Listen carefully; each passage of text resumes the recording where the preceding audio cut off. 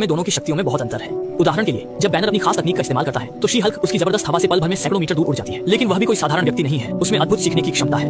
Hulk slash उसके हाथों में और भी शक्तिशाली बन जाता है, जिसका सामना करना बैनर के लिए भी मुश्किल हो जाता है। उसकी शक्तियों के स्रोत के बारे में बात करें तो हमें एक दिन पहले की घटना से शुरू करना होगा। जेनिफर जब बैनर के साथ बातचीत कर रही थी तभी अचानक एक स्पेसशिप उनकी कार के सामने प्रकट हुआ। ऐसी स्थिति में कोई भी घबरा जाएगा। कार सड़क से लुढ़क कर ढलान पर गिर गई। सौभाग्य से दोनों ने सीट बेल्ट पहन रखी थी, जिससे वे बच गए। जेनिफर को मामूली चोटें आई, लेकिन बैनर फंस गया और हिल नहीं पा रहा था। जेनिफर ने बड़ी मुश्किल से उसे बचाया, लेकिन दुर्भाग्य से बैनर का खून जेनिफर के घाव पर गिर गया, जिससे उसके शरीर ने सूख लिया। उस समय जेनिफर ने कार की परछाई में एक राक्षस देखा। वह घबराकर जंगल में भाग गई। जब वह फिर से जागी तब तक रात गहरी हो चुकी थी। जेनिफर सावधानी से एक बार में पहुंची, जहां उसने वॉशरूम में अपने शरीर से मिट्टी साफ की। तभी कुछ लड़कियां आईं, जिन्होंने गलती से उसे वहां की कर्मचारी समझ लिया और उसकी मदद करने लगी। उसे तैयार किया और काम पर जाने के लिए जल्दी करने लगी। इस तरह जेनिफर को उन्होंने बेहद आकर्षक बना दिया। ठीक उसी समय कुछ गुंडे बार से बाहर आए। उन्होंने जेनिफर को देखते ही उस पर गंदी बातें करना शुरू कर दिया। इन चुनौतियों का सामना करते हुए जेनिफर ने सहनशीलता चुनी और अनदेखा कर दिया। गुंडों ने सोचा कि वह कमजोर है और उसे घेर लिया, जिससे वह क्रोधित हो गई। तभी एक छाया ने उसे बेहोश कर दिया। अगले दिन जब वह जागी तो खुद को बैनर के गुप्त ठिकाने में पाया। बैनर ने उसे समझाया कि गामा किरण वाले खून के संपर्क में आने वाले लोग आमतौर पर मर जाते हैं, लेकिन एक चमत्कार हुआ। जेनिफर ने इस शक्ति को पूरी तरह से आत्मसात कर लिया। यहाँ तक कि बैनर ने जेनिफर के खून का इस्तेमाल करके अपनी स्नैप से क्षतिग्रस्त बाहु को ठीक किया। हालांकि जेनिफर ने कहा कि वह हल्क नहीं बनना चाहती और चाहती है कि बैनर उसे सामान्य बनने में मदद करे, लेकिन सामान्य होने की संभावना लगभग शून्य है। एकमात्र उम्मीद रूपांतरण को नियंत्रित करना सीखना है। इसलिए बैनर ने अपने 10 साल से अधिक के रूपांतरण के अनुभव का उपयोग करके जेनिफर को प्रशिक्षित करना शुरू किया। सबसे पहले उन्होंने भावनात्मक नियंत्रण का परीक्षण करने के लिए चोट का उपयोग किया। बैनर ने जेनिफर को स्टार्ट बटन दबाने का इशारा किया। एक विशाल कटिंग मशीन तेजी से उसकी ओर आई, जो उसे लगभग 2 टुकड़ों में काट सकती थी। यह स्पष्ट रूप से एक घातक परीक्षण था। जैसे ही कटिंग मशीन जेनिफर को काटने ही वाली थी, एक जोड़ी हरे विशाल हाथों ने मशीन को दूर धकेल दिया। रूपांतरण के बाद वह बेहद आक्रामक हो गई, यहाँ तक कि उसने लोहे का दरवाजा भी फेंक दिया। बैनर ने तुरंत उसके भावों को शांत करने की कोशिश की, लेकिन हैरानी की बात यह थी कि जेनिफर एक सामान्य इंसान की तरह सामान्य हो गई, जिससे बैनर चकित रह गया। शुरू में वह हल्क के दूसरे व्यक्तित्व से बहुत परेशान था। जेनिफर ने बैनर से पूछा कि उसकी पैंट कभी नहीं फटती। एक्सपैंडेक्स आपका सबसे अच्छा दोस्त है। फिर उन्होंने शक्ति परीक्षण किया। बैनर ने एक पत्थर कुछ मीटर दूर फेंका। फिर उसने जेनिफर से भी एक बार फेंकने को कहा। जेनिफर ने आसानी से पत्थर फेंका, यहाँ तक कि बैनर से भी दूर, जिससे वह बहुत खुश हुआ।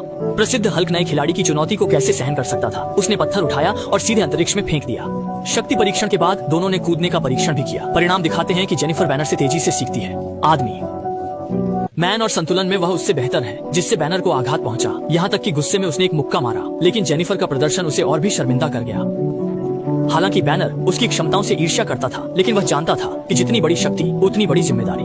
प्रशिक्षण के बाद बैनर ने उसे बताया कि रूपांतरण के बाद शराब पीने का एक फायदा है। चाहे जितना भी पिए, नशा नहीं होता। दोनों ने शाम से रात तक पिया, लेकिन अगली सुबह जब जेनिफर जागी तो वह बहुत थकी हुई थी, क्योंकि वह फिर से सामान्य हो गई थी। कई दौर की जांच के बाद जेनिफर को लगा कि वह अपने गुस्से को काबू में कर सकती है, इसलिए वह सामान्य जीवन में लौटने और फिर से वकील बनने की तैयारी करने लगी। लेकिन बैनर का मानना था कि वह अब एक सुपर हीरो है और उसे दुनिया की रक्षा की जिम्मेदारी लेनी चाहिए। बैनर के मना करने के बावजूद वह नहीं सुनी और एक्सीलेटर दबाकर बैनर को उड़ा दिया। जेनिफर जानती थी कि हल्क के लिए यह कुछ भी नहीं था, फिर भी वह तुरंत कार से उतरकर देखने गई। लेकिन जैसे ही बैनर उठा, वह हार नहीं मानी और मंत्र की तरह लगातार उसे वहीं रुकने के लिए समझाता रहा। जेनिफर बैनर से नाराज हो गई और दोनों के बीच लड़ाई शुरू हो गई। उसने पहले बैनर पर पैर रखा, फिर उसे कंधे से पटक दिया। बैनर ने सोचा कि चचेरी बहन को एक सबक सिखाना चाहिए, लेकिन जेनिफर का हमला और भी आक्रामक था। बैनर भी जवाब नहीं दे पा रहा था। जेनिफर जीतकर जाना चाहती थी, लेकिन बैनर ने उसे पलटकर दूर फेंक दिया।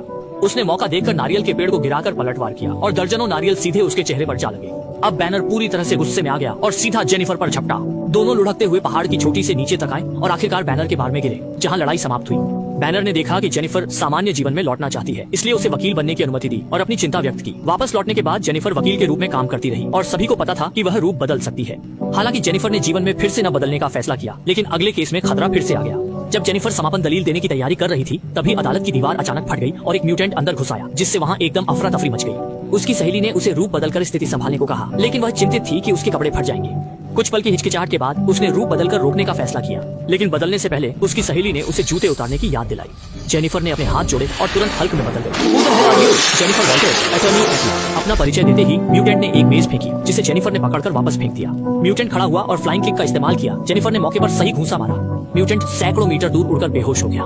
खतरा टलने के बाद उसने फिर से अपने शरीर को नियंत्रित करके मानव रूप में वापस आ गई, जूते पहने और अपना मेकअप ठीक किया। I am ready to give my closing argument now. Jennifer के रूप बदलने की क्षमता के सार्वजनिक होने के बाद सुपर हीरो की पहचान बहुत ध्यान खींचती है, लेकिन उसे इससे कोई फर्क नहीं पड़ता, न तो हीरो की पहचान से और न ही एवेंजर्स की सदस्यता से। बचपन से कर्ज में डूबी वह बस शांति से काम करना चाहती है।